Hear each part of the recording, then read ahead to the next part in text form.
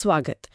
आज हम दोस्तोयेव्स्की के कालजयी उपन्यास द ब्रदर्स करामाज़ोव के एक बहुत ही उलझे हुए हिस्से कर बात करेंगे। जी। दिमित्री करामाज़ोव की गिरफ्तारी और उसके बाद जो पूछताछ होती है। हमारे पास उपन्यास के 9वें खंड प्रारंभिक जांच का विश्लेषण है। हाँ, ये हिस्सा काफी गहरा है, मनोवैज्ञानिक रूप से भी। बिल्कुल। और हमारी कोशिश यही समझने की है कि कैसे किसी का गुस्सैल स्वभाव, कुछ सबूत और समाज की सोच, ये सब मिलकर सच को कैसे धुंधला कर सकते हैं। कहानी हमें सीधे जुर्म और सजा के सवालों के बीच ले जाती है। दिमित्री मंझला भाई है ना? हाँ, वही जो अपने जुनून और अस्थिरता के लिए जाना जाता है। उसे ही पिता फ्योदोर पाव्लोविच की हत्या के आरोप में गिरफ्तार कर लिया जाता है। जी। और पहली नजर में देखें तो सबूत तो काफी मजबूत लगते हैं। हाँ, लगते तो हैं, जैसे उसके खून लगे कपड़े। हाँ, और उसका वो बेकाबू बर्ताव, पिता को सरेआम धमकियां देना। और वो 3000 रूबल वाली बात करते हैं, पर पक्का सबूत नहीं है। और यहीं से दोस्तोयेव्स्की खेल शुरू करते हैं। हाँ, कैसे? देखिए, वो तुरंत ही इस सतही न्याय, जो सिर्फ ऊपरी चीजों पर आधारित है, उसे चुनौती देते हैं। दिमित्री से पूछताछ का सीन बहुत नाटकीय है। वो बहुत भावुक है, कभी गुस्से में, कभी एकदम बेबस, गर्व और निराशा के बीच जैसे झूल रहा हो। हाँ, मैंने पढ़ा है। वो मानता है कि वो पिता से नफरत करता था, उन्हें मरा हुआ देखना चाहता था। हाँ, ये वो मानता है, लेकिन कत्ल उससे साफ इनकार करता है। और कमाल की बात तो ये है कि वो दूसरे छोटे मोटे गुनाह मान लेता है, जैसे किसी पे हमला करना या कर्ज वगैरह। बिल्कुल। और अनजाने में यही चीजें उसे और ज्यादा संदिग्ध बना देती हैं। है ना? जैसे आधी अधूरी सच्चाई कभी कभी ज्यादा खतरनाक हो जाती है। सही। और सबसे अहम बात, वो ये साफ नहीं कर पाता कि उसके पास अचानक इतने पैसे कहाँ से आए। अच्छा। और इससे प्रोसिक्यूशन वकीलों का शक और गहरा हो जाता है। तो ये मामला असल में न्याय बनाम दिखावा का बन जाता है। बिल्कुल। ये उपन्यास का एक केंद्रीय विषय है।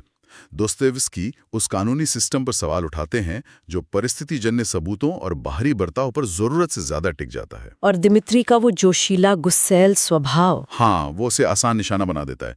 लगता है कि हाँ, इसी ने किया होगा, लेकिन सच्चाई वो शायद कहीं ज्यादा गहरी, कहीं और छिपी है। और वो नौकर स्मिर्द्याकोव, उसका क्या? हाँ, उस पर भी धीरे धीरे शक जाता है।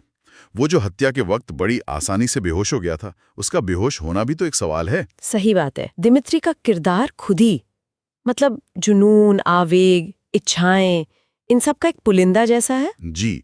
वो अपने अतीत में फंसा है। एक तरफ नैतिक अपराध बोध है कि पिता से नफरत क्यों की, और दूसरी तरफ वो कानूनी तौर पर कहता है मैं बेगुनाह हूं। तो ये सवाल उठता है कि क्या सिर्फ बुरे ख्याल आना, किसी से नफरत करना, क्या ये भी इंसान को कातिल बना देता है? ये एक बहुत बड़ा नैतिक सवाल है जो दोस्तोयेव्स्की उठाते हैं।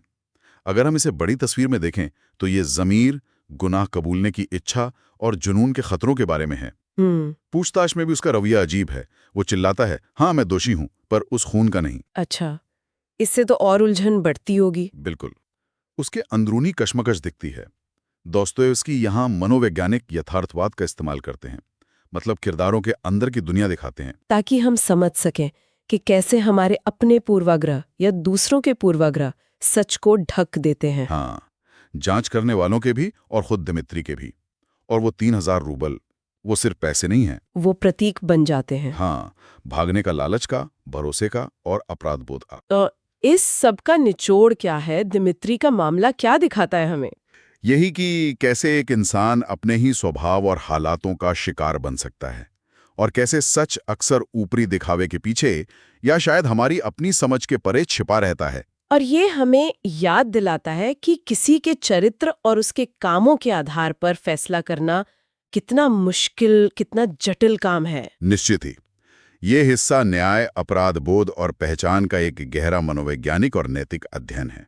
दोस्तोयेव्स्की पाठक को चुनौती देते हैं कि आप खुद सोचें, आप किसी नतीजे पर कैसे पहुंचते हैं। और ये एक अहम सवाल उठाता है, क्या कोई कानूनी प्रक्रिया इंसान की आत्मा की उसकी पूरी जटिलता को कभी पकड़ सकती है? शायद नहीं। और जाते जाते एक और विचार छोड़ जाते हैं सबके लिए, क्या सिर्फ बुरे विचारों के लिए, किसी के लिए बुरा सोचने भर के लिए, नैतिक अपराध बोध महसूस करना किसी को उतना ही दोषी बनाता है जितना कि वो काम असल में करना? ये तो वाकई सोचने वाली बात है। हाँ, ये एक ऐसा सवाल है जिस पे पाठक उपन्यास पढ़ने के बहुत बाद तक भी शायद सोचते रहते हैं।